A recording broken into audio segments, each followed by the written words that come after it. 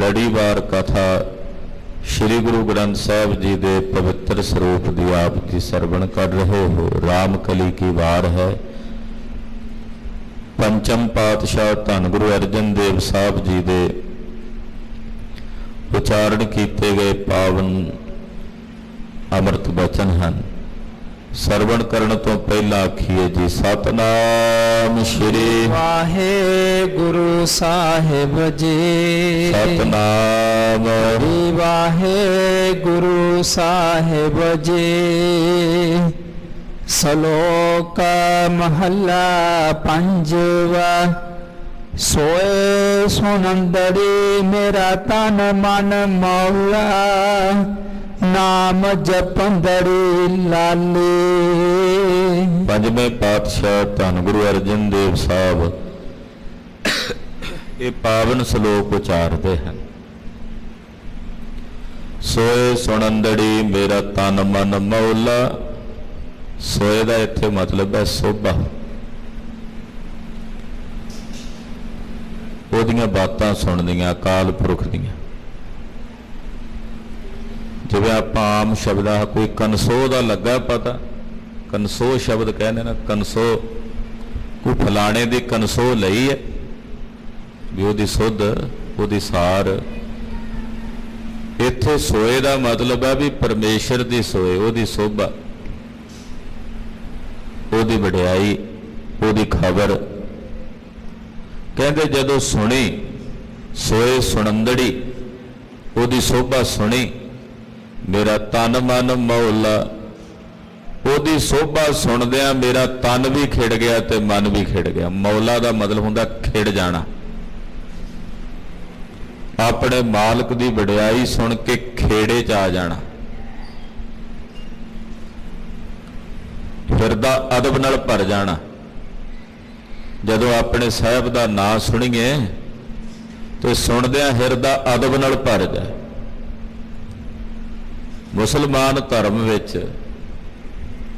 जदों भी वो अपने किसी नबी का, अपने किसी रसूल का, किसी पैगंबर का नाम किसी दूजे की रसना तो जुबान तो सुनते हैं तो वो अपने दिल के उत्ते हथ धर लेंदे अदब नाल।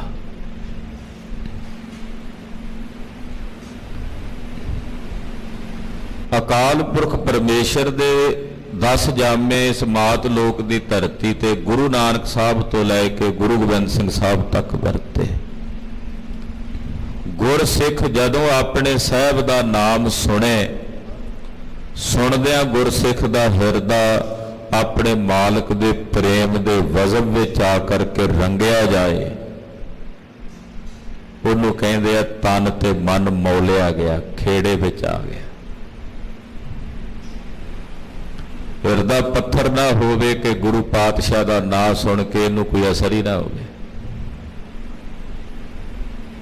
पातशाह की शोभा सुने तो सुन के दे हिरदे च गुदगुदी ना उठे, वो हिरदा फिर पत्थर ही है ना। जदों साहब का नाम सुने तो हिरदे विच खेड़ा पैदा हो जाए। उन्होंने कहा सोए सुनंदड़ी। शोभा सुन के मेरा तन मन मौला, मेरा तन ते मन दोवें मौले गए, खेड़े विच आ गए। नाम जपंदड़ी लाली, और ओदा नाम जप के मेरे चेहरे ते लाली आ गई है। लाली का मतलब कहते वेख होए दे चेहरे ते किवें लाली आ गई है। गल सुन के लाली आउण दा मतलब चेहरा खिड़ जाण दा नाम है। ਇਹਦਾ चेहरा खिड़ गया, ਇਹਦਾ हिरदा खिड़िया तो चेहरा भी खिड़ गया, क्योंकि हिरदे विचों ही चेहरे ते भाव नज़र आने शुरू हो जाते। जो हिरदे च उठदा वो चेहरे तो दिसन लग पैंदा। परमेश्वर ने साडी खेड़ बनाई इहो जी शरीर की कि हिरदे में जिहड़ा भाव उठेगा वो चेहरे ते नज़र आउण लग पेगा। कहते नाम जपदियां चेहरे ते लाली आ गई। नाम जपंदड़ी लाली, नाम जपदियां चेहरे ते लाली वरत गई। हाँ जी। पंध ज्वलंदड़ी मेरा अंदर ठंडा, ਗੁਰ ਦਰਸ਼ਨ ਦੇਖ ਨਿਹਾਲੀ। ਪੰਧ ਜੁਲੰਧੜੀ, ਜੁਲੰਧੜੀ ਦਾ ਮਤਲਬ ਜਦੋਂ ਤੁਰ ਪਈ ਆਪਣੇ ਮਾਲਕ ਦੇ ਰਾਹ ਤੇ ਸਤਿਗੁਰੂ ਜੀ ਦੇ ਘਰ ਨੂੰ ਦਰਸ਼ਨ ਕਰਨ ਲਈ, ਜਦੋਂ ਤੁਰੀ ਨਾ ਘਰੋਂ ਕਿ ਚੱਲ ਕੇ ਦੁੱਖ ਨਿਵਾਰਨ ਸਾਹਿਬ ਨੌਵੇਂ ਪਾਤਸ਼ਾਹ ਦੇ ਅਸਥਾਨ ਦੇ ਦਰਸ਼ਨ ਕਰੀਏ, ਸ੍ਰੀ ਗੁਰੂ ਗ੍ਰੰਥ ਸਾਹਿਬ ਦੇ ਦੀਦਾਰ ਕਰੀਏ, ਜਦੋਂ ਤੁਰੇ ਤੇ ਤੁਰਦਿਆਂ ਹੀ ਮਨ ਠੰਡਾ ਠਾਰ ਹੋਣ ਲੱਗ ਪਿਆ। ਪੰਧ ਜੁਲੰਧੜੀ ਮੇਰਾ ਅੰਦਰ ਠੰਡਾ। ਜਦੋਂ ਆਪਣੇ ਮਾਲਕ ਦੇ ਰਾਹ ਤੇ ਤੁਰੇ ਤੇ ਤੁਰਦਿਆਂ ਹੀ ਮਨ ਠੰਡਾ ਹੋਣ ਲੱਗ ਪਿਆ, ਹਿਰਦਾ ਸ਼ੀਤਲ ਹੋਣ ਲੱਗ ਪਿਆ ਵੀ ਸਾਹਿਬ ਦੇ ਦਰ ਘਰ ਨੂੰ ਚੱਲੇ। ਇਹ ਤਾਂ ਪ੍ਰਤੱਖ ਰੂਪ 'ਚ ਵਰਤਦਾ ਨਾ। ਸੂਖਸ਼ਮ ਰੂਪ ਦੇ ਵਿੱਚ ਜਦੋਂ ਗੁਰੂ ਪਾਤਸ਼ਾਹ ਜੀ ਦੇ ਦੱਸੇ ਮਾਰਗ ਦੇ ਉੱਤੇ ਅਸੀਂ ਤੁਰਦੇ ਹਾਂ, ਇੱਕ ਕਦਮ ਵੀ ਪੁੱਟੀਏ ਸਤਿਗੁਰਾਂ ਦੇ ਦੱਸੇ ਮਾਰਗ ਤੇ, ਅੰਮ੍ਰਿਤ ਵੇਲੇ ਦਾ ਸਭ ਤੋਂ ਪਹਿਲਾ ਕਦਮ ਹੁੰਦਾ ਕਿ ਗੁਰਸਿੱਖ ਜਦੋਂ ਅੰਮ੍ਰਿਤ ਵੇਲੇ ਉੱਠਦਾ ਹੈ ਨਾ, ਹਿੰਮਤ ਕਰਕੇ, ਦਲਿੱਦਰ ਦਾ ਤਿਆਗ ਕਰਕੇ, ਉਹ ਗੁਰਸਿੱਖ ਦਾ ਪਹਿਲਾ ਕਦਮ ਹੁੰਦਾ ਆਪਣੇ ਮਾਲਕ ਦੇ ਦਰ ਘਰ ਵੱਲ ਨੂੰ ਵਧਣ ਦਾ। ਉਦੋਂ ਹੀ ਹਿਰਦੇ ਨੂੰ ਠੰਡ ਪੈਣੀ ਸ਼ੁਰੂ ਹੋ ਜਾਂਦੀ। ਜਦੋਂ ਅੱਖ ਖੁੱਲੇ ਤੇ ਖੁੱਲਦਿਆਂ ਸਾਰ ਜਦੋਂ ਕਹੇ ਧੰਨ ਗੁਰੂ ਨਾਨਕ ਸਾਹਿਬ ਤੇਰੀ ਦੁਆਈ,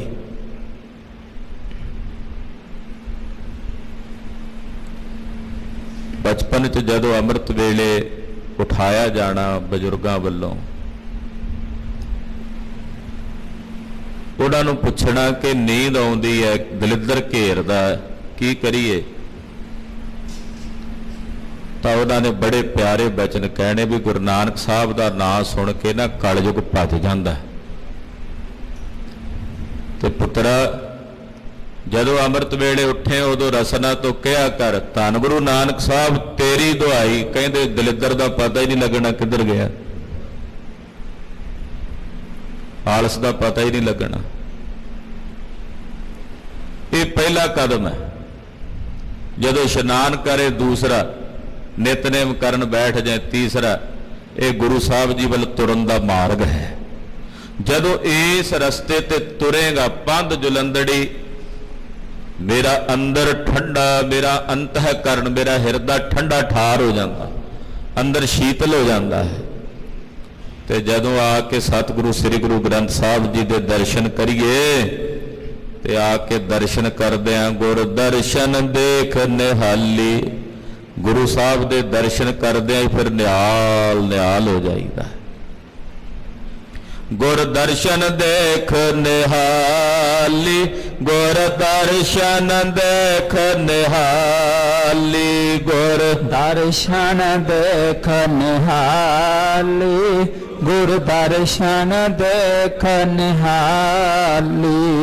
ਗੁਰ ਦਰਸ਼ਨ ਦੇਖ ਨਿਹਾਲੀ, ਗੁਰ ਦਰਸ਼ਨ ਦੇਖ ਨਿਹਾਲੀ, ਗੁਰ ਦਰਸ਼ਨ ਦੇਖ ਨਿਹਾਲੀ, ਗੁਰ ਦਰਸ਼ਨ ਦੇਖ ਨਿਹਾਲੀ। ਗੁਰੂ ਸਾਹਿਬ ਜੀ ਦੇ ਜਦੋਂ ਆ ਕੇ ਦਰਸ਼ਨ ਕੀਤੇ ਤੇ ਫਿਰ ਨਿਹਾਲ ਹੋ ਗਏ। ਤਨ ਮਨ ਹੋਏ ਨਿਹਾਲ, ਜਾ ਗੁਰ ਦੇਖਾਂ ਸਾਹਮਣੇ।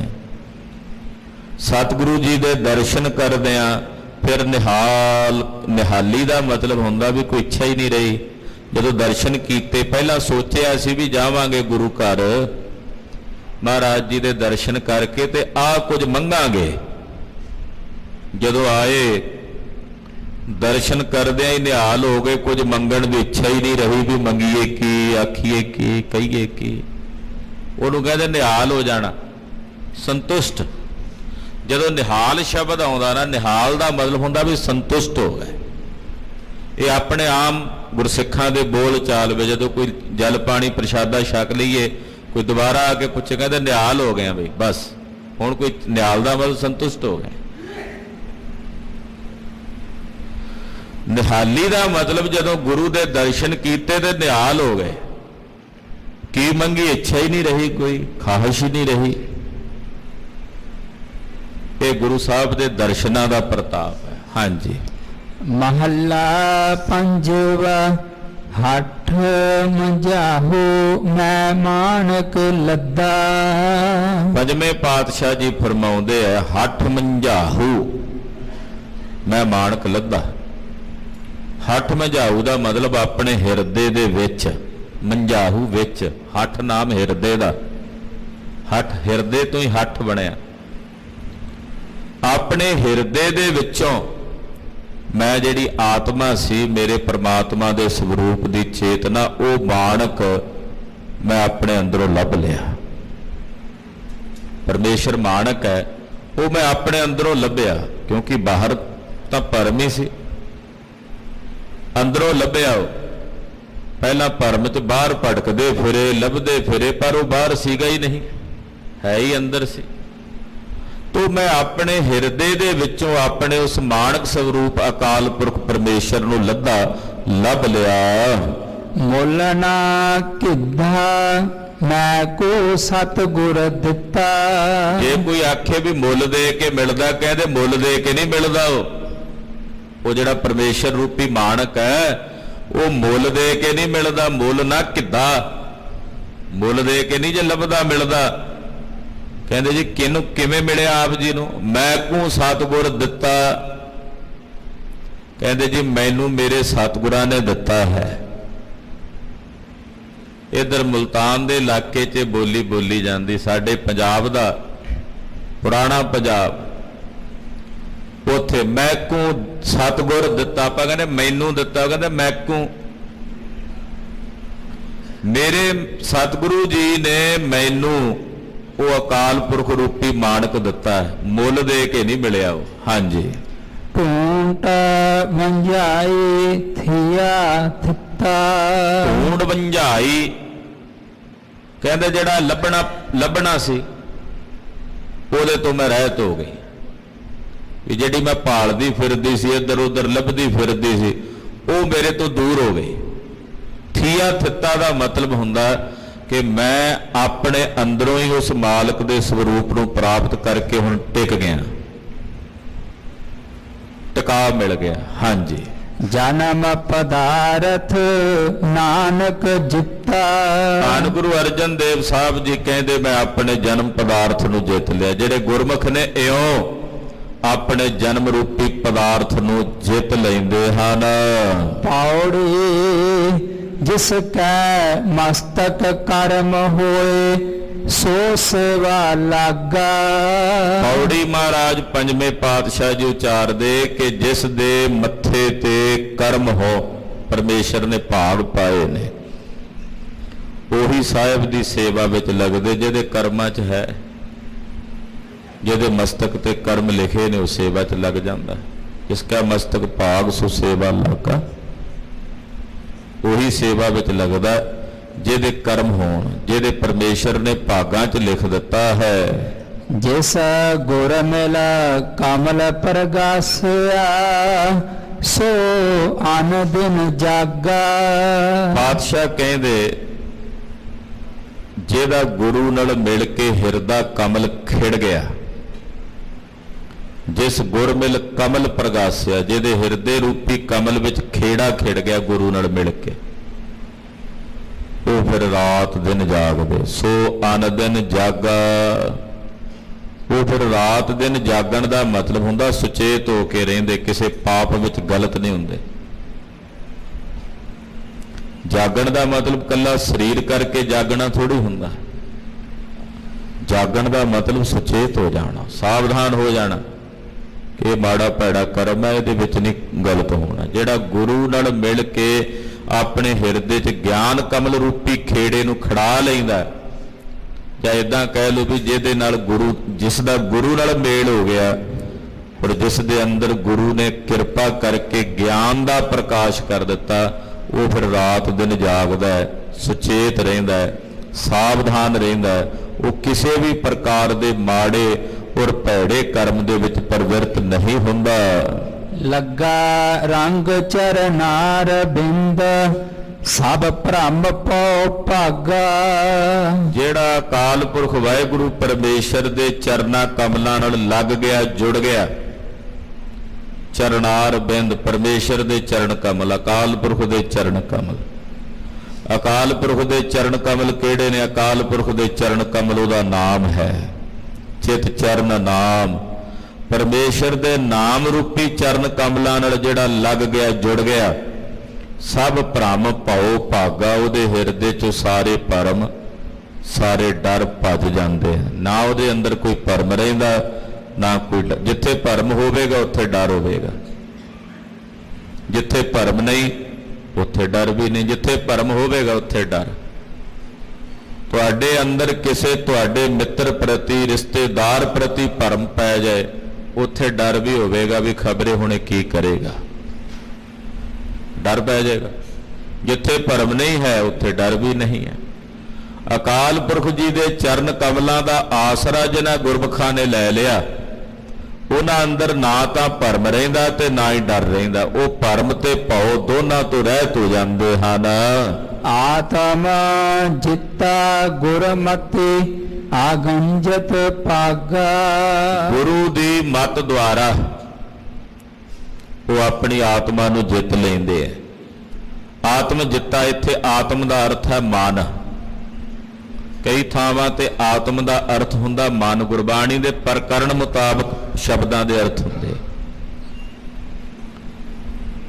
ਲਿਖਣ ਵਿੱਚ ਇੱਕੋ ਜਿਹੇ ਹੁੰਦੇ, ਪਰ ਜਿਵੇਂ ਪ੍ਰਕਰਣ ਚੱਲ ਰਿਹਾ ਉਹਦੇ ਮੁਤਾਬਕ ਅਰਥ ਹੋਣਗੇ। ਜਿਵੇਂ ਆਪਾਂ ਪੜ੍ਹਦੇ ਹਾਂ ਠਾਕੁਰ ਗਾਈ ਹੈ ਆਤਮ ਰੰਗ, ਉੱਥੇ ਵੀ ਆਤਮ ਦਾ ਅਰਥ ਹੈ ਮਨ। ਕਈ ਥਾਵਾਂ ਤੇ ਆਤਮ ਦਾ ਅਰਥ ਹੈ ਆਤਮਾ। ਇੱਥੇ ਵੀ ਆਤਮ ਸ਼ਬਦ ਆਇਆ, ਆਤਮ ਜਿੱਤਾ ਗੁਰਮਤੀ। ਇੱਥੇ ਵੀ ਆਤਮ ਦਾ ਅਰਥ ਹੈ ਮਨ। ਗੁਰੂ ਦੀ ਮੱਤ ਲੈ ਕੇ ਜਿਹੜੇ ਗੁਰਮਤੀਏ ਨੇ, ਉਹਨਾਂ ਨੇ ਆਪਣਾ ਮਨ ਜਿੱਤ ਲਿਆ, ਯਾਨੀ ਕਿ ਆਪਣੀ ਆਤਮਾ ਜਿੱਤ ਲਈ। ਮਨ ਜੀਤਾ ਜਗ ਜੀਤ, ਇਸ ਅਵਸਥਾ ਨੂੰ ਪ੍ਰਾਪਤ ਹੋ ਗਏ। ਪਰ ਪ੍ਰਾਪਤ ਕਿਵੇਂ ਹੋਏ? ਗੁਰੂ ਦੀ ਮੱਤ ਲੈ ਕੇ। ਬਿਨਾਂ ਗੁਰੂ ਦੀ ਮੱਤ ਤੋਂ ਮਨ ਨਹੀਂ ਜਿੱਤਿਆ ਜਾ ਸਕਦਾ। ਜਦੋਂ ਗੁਰੂ ਦੀ ਮੱਤ ਦੁਆਰਾ ਉਹਨਾਂ ਨੇ ਆਪਣਾ ਮਨ ਜਿੱਤ ਲਿਆ, ਆਗੰਜਤ ਪਾਗਾ। ਆਗੰਜਤ ਦਾ ਮਤਲਬ ਜਿਹੜਾ ਅਬਨਾਸੀ ਹੈ ਪਰਮੇਸ਼ਰ, ਅਕਾਲ ਪੁਰਖ ਵਿਧਾਤਾ ਪਰਮੇਸ਼ਰ। ਉਹ ਗੰਜਿਆ ਨਹੀਂ ਜਾ। ਗੰਜਣ ਦਾ ਮਤਲਬ ਹੁੰਦਾ ਵੀ ਨਾਸ਼ ਨਹੀਂ ਹੁੰਦਾ, ਉਹਦਾ ਵਿਨਾਸ਼ ਨਹੀਂ ਹੁੰਦਾ। ਕਹਿੰਦੇ ਉਹਦੇ ਵਿੱਚ ਪਾਗਾ ਕਹੀਏ ਮਿਲ ਗਏ, ਉਹਦੇ ਵਿੱਚ ਅਭੇਦ ਹੋ ਗਏ, ਇੱਕ ਮਿਕ ਹੋ ਗਏ। ਜਿਸ ਹੈ ਧਿਆਇਆ ਪਾਰ ਬ੍ਰਹਮ ਸੋ ਕਲ ਮਹਿ ਤਾਗਾ।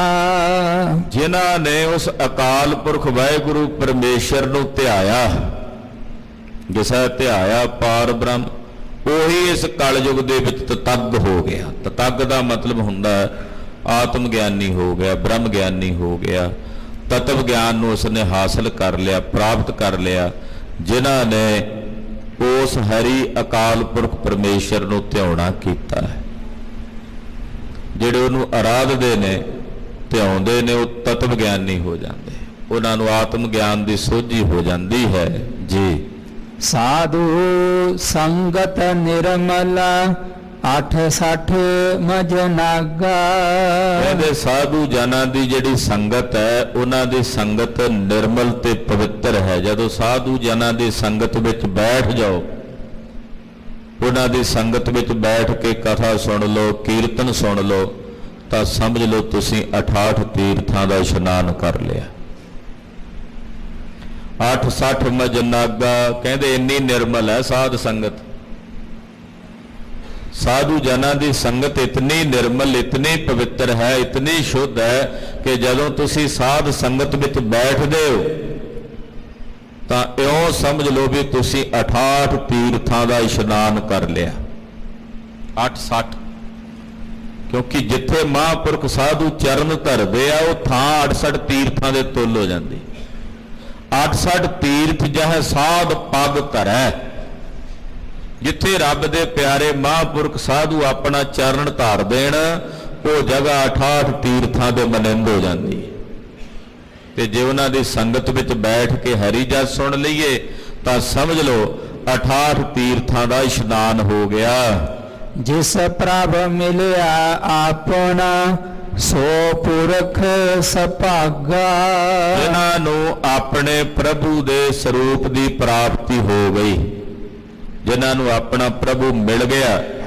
ਪਾਤਸ਼ਾਹ ਕਹਿੰਦੇ ਉਹ ਪੁਰਖ ਭਾਗਾਂ ਵਾਲੇ ਨੇ। ਸੋ ਪੁਰਖ ਸੁਭਾਗਾ, ਉਹ ਪੁਰਖ ਸੁਭਾਗੇ ਨੇ, ਭਾਗਾਂ ਵਾਲੇ ਹਨ ਜਿਨ੍ਹਾਂ ਨੂੰ ਆਪਣੇ ਪ੍ਰਭੂ ਅਕਾਲ ਪੁਰਖ ਪਰਮੇਸ਼ਰ ਦੇ ਸਰੂਪ ਦੀ ਪ੍ਰਾਪਤੀ ਹੋ ਗਈ। ਨਾਨਕ ਤਿਸ ਬਲਿਹਾਰਨ ਜਿਸ ਏਵਡ ਭਾਗਾ। ਧੰਨ ਸ਼੍ਰੀ ਗੁਰੂ ਅਰਜਨ ਦੇਵ ਸਾਹਿਬ ਜੀ ਕਹਿੰਦੇ ਮੈਂ ਉਹਨਾਂ ਤੋਂ ਬਲਿਹਾਰ ਜਾਂਦਾ ਹਾਂ ਜਿਨ੍ਹਾਂ ਦੇ ਏਡੇ ਵੱਡੇ ਭਾਗ ਹਨ।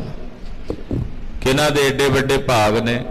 ਜਿਨ੍ਹਾਂ ਨੂੰ ਆਪਣਾ ਪ੍ਰਭੂ ਮਿਲਿਆ ਹੈ, ਅਕਾਲ ਪੁਰਖ ਪਰਮੇਸ਼ਰ ਦੇ ਸਰੂਪ ਦੀ ਪ੍ਰਾਪਤੀ ਹੋਈ ਹੈ। ਇਹੋ ਜਿਹੇ ਵੱਡਿਆਂ ਭਾਗਾਂ ਵਾਲਿਆਂ ਤੋਂ ਮੈਂ ਬਲਿਹਾਰ ਜਾਂਦਾ ਹਾਂ, ਵਾਰੇ-ਵਾਰੇ ਜਾਂਦਾ ਹਾਂ, ਕੁਰਬਾਨ ਜਾਂਦਾ ਹਾਂ। ਸ਼ਲੋਕ ਮਹੱਲਾ ਪੰਜਵਾ। ਜਾਂ ਫਿਰ ਅੰਦਰ ਤਾਂ ਧਨ ਬਾਹਰ। ਪੰਜਵੇਂ ਪਾਤਸ਼ਾਹ ਕਹਿੰਦੇ ਜਦੋਂ ਫਿਰ ਵਾਹਿਗੁਰੂ ਪਰਮੇਸ਼ਰ ਤੁਹਾਡੇ ਅੰਦਰ ਵਸੇਗਾ ਨਾ, ਤਾਂ ਫਿਰ ਜਿਹੜੀ ਉਹਦੀ ਮਾਇਆ ਤੁਹਾਡੇ ਅੰਦਰ ਹੈ ਉਹ ਬਾਹਰ ਦੌੜ ਜਾਏਗੀ, ਭੱਜ ਜਾਏਗੀ। ਜੇ ਉਹ ਫਿਰ ਅੰਦਰ ਵਸ ਗਿਆ ਤੇ ਮਾਇਆ ਭੱਜ ਜਾਏਗੀ। ਤਾਂ ਧਨ ਬਾਹਰ, ਧਨ ਨਾਮ ਇੱਥੇ ਮਾਇਆ ਦਾ। ਉਹ ਜਿਹੜੀ ਮਾਇਆ ਹੈ, ਜਿਹੜੀ ਬੜੀ ਪ੍ਰਬਲ ਹੈ, ਸਾਰੇ ਸੰਸਾਰ ਦੇ ਜੀਵਾਂ ਨੂੰ ਮੋਹਣ ਵਾਲੀ, ਉਹ ਫਿਰ ਤੁਹਾਡੇ ਅੰਦਰੋਂ ਬਾਹਰ ਹੋ ਜਾਏਗੀ ਜਦੋਂ ਫਿਰ ਪਰਮੇਸ਼ਰ ਤੁਹਾਡੇ ਅੰਦਰ ਵਸੇਗਾ। ਜਾਂ ਫਿਰ ਬਾਹਰ ਤਾਂ ਧਨ ਮਾਹਰ। ਪਰ ਜੇ ਤੁਹਾਡੇ ਅੰਦਰ ਰੱਬ ਦਾ ਚਿੰਤਨ ਨਹੀਂ ਹੈ, ਪਰਮੇਸ਼ਰ ਦੀ ਯਾਦ ਨਹੀਂ ਹੈ, ਫਿਰ ਉਹ ਮਾਇਆ ਤੁਹਾਡੇ ਦੇ ਬੜੀ ਮਾਹਰ ਦਾ ਇੱਥੇ ਮਤਲਬ ਹੁੰਦਾ ਵੀ ਚੌਧਰੀ। ਫਿਰ ਉਹ ਮਾਇਆ ਦੀ ਚੌਧਰਤਾ ਤੁਹਾਡੇ ਤੇ ਚੱਲੇਗੀ, ਉਹ ਤੁਹਾਡੇ ਤੇ ਆਪਣਾ ਜ਼ੋਰ ਪਾਵੇਗੀ ਜੇ ਪਰਮੇਸ਼ਰ ਦੀ ਯਾਦ ਤੁਹਾਡੇ ਹਿਰਦੇ 'ਚ ਨਹੀਂ ਹੈ। ਜਾਂ ਫਿਰ ਬਾਹਰ ਤਾਂ ਧਨ ਮਾਹਰ, ਮਾਹਰ ਨਾਮ ਹੁੰਦਾ ਚੌਧਰੀ ਦਾ। ਫਿਰ ਉਹ ਤੁਹਾਡੀ ਮਾਲਕਣ ਬਣੇਗੀ ਜੇ ਤੁਹਾਡੇ ਹਿਰਦੇ 'ਚ ਪਰਮੇਸ਼ਰ ਦੀ ਯਾਦ ਨਹੀਂ, ਅਕਾਲ ਪੁਰਖ ਦਾ ਚਿੰਤਨ ਨਹੀਂ। ਬਿਨਾ ਨਾਵੇ ਬਹੁ ਫੇਰ ਫਿਰਾਹਰ। ਪਾਤਸ਼ਾਹ ਕਹਿੰਦੇ ਪਰਮੇਸ਼ਰ ਦੇ ਨਾਮ ਤੋਂ ਬਿਨਾ ਐ ਸੱਜਣਾ ਤੈਨੂੰ ਬਹੁਤੇ ਫੇਰੇ ਫਿਰਨਾ ਪੈਣਾ, ਆਵਾਗਾਉਣ ਦੇ ਚੱਕਰਾਂ ਵਿੱਚ ਭਟਕਣਾ ਪੈਣਾ। ਸਤਿਗੁਰ ਸੰਗ ਦਿਖਾਇਆ ਜਾਹਰ। ਕਹਿੰਦੇ ਸਤਿਗੁਰੂ ਜੀ ਨੇ ਬੜੀ ਦਇਆ ਕੀਤੀ ਹੈ ਕਿ ਉਹ ਅਕਾਲ ਪੁਰਖ ਪਰਮੇਸ਼ਰ ਸਾਨੂੰ ਜੋ ਸਾਡੇ ਨਾਲ ਸੀ ਉਹਨੂੰ ਜ਼ਾਹਰ ਕਰਕੇ ਪ੍ਰਤੱਖ ਕਰਕੇ ਵਿਖਾ ਦਿੱਤਾ ਹੈ। ਜਨ ਨਾਨਕ ਸੱਚੇ ਸੱਚ ਸਮਾਹਰ। ਧੰਨ ਸ਼੍ਰੀ ਗੁਰੂ ਅਰਜਨ ਦੇਵ ਸਾਹਿਬ ਜੀ ਕਹਿੰਦੇ ਹੁਣ ਸੱਚੇ ਦੇ ਵਿੱਚ ਮਿਲ ਕੇ ਸੱਚ ਵਿੱਚ ਹੀ ਸਾਡੀ ਸਮਾਈ ਹੋ ਗਈ ਹੈ, ਭੇਦਤਾ ਹੋ ਗਈ ਹੈ। ਸਤਿਗੁਰੂ ਜੀ ਕਿਰਪਾ ਕਰਨ, ਇਹ ਪਾਵਨ ਪਵਿੱਤਰ ਗੁਰਬਾਣੀ ਦੀ ਪਾਵਨ ਵਿਚਾਰ ਸਾਡੇ ਸਭ ਦੇ ਹਿਰਦਿਆਂ 'ਚ ਵਸ ਜਾਵੇ। ਗੁਰੂ ਕੀ ਬਾਣੀ ਅਗਾਧ ਬੋਧ ਹੈ, ਵਿਚਾਰਾਂ ਕਰਦਿਆਂ ਹੋਈਆਂ ਭੁੱਲਾਂ ਚੁੱਕਾਂ ਦੀ ਖਿਮਾ। ਅਰਦਾਸ ਕਰਨੀ ਸਤਿਗੁਰੂ ਜੀ ਅੱਗੇ ਵਾਸਤੇ ਸਦ ਬੁੱਧੀ ਤੇ ਸਮਤ ਪ੍ਰਦਾਨ ਕਰਨ। ਦਰਸ਼ਨ ਦੇਖ ਜੀਵਾ ਗੁਰ ਤੇਰਾ, ਦਰਸ਼ਨ ਦੇਖ ਜੀਵਾ ਗੁਰ ਤੇਰਾ, ਦਰਸ਼ਨ ਦਰਸ਼ਨ ਦੇਖ ਜੀਵਾ ਗੁਰ ਤੇਰਾ,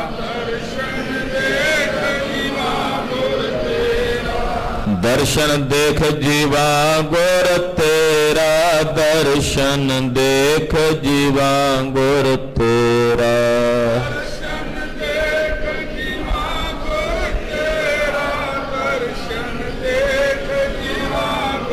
ਤੇਰਾ।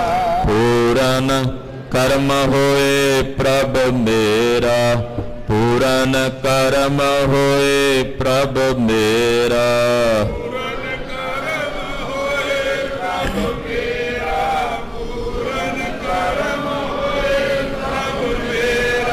ਵਾਹਿਗੁਰੂ ਵਾਹਿਗੁਰੂ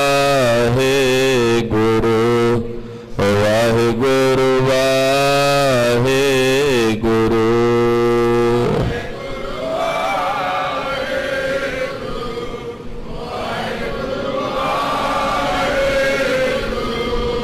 ਵਾਹਿਗੁਰੂ ਵਾਹਿਗੁਰੂ ਵਾਹਿਗੁਰੂ ਵਾਹਿਗੁਰੂ।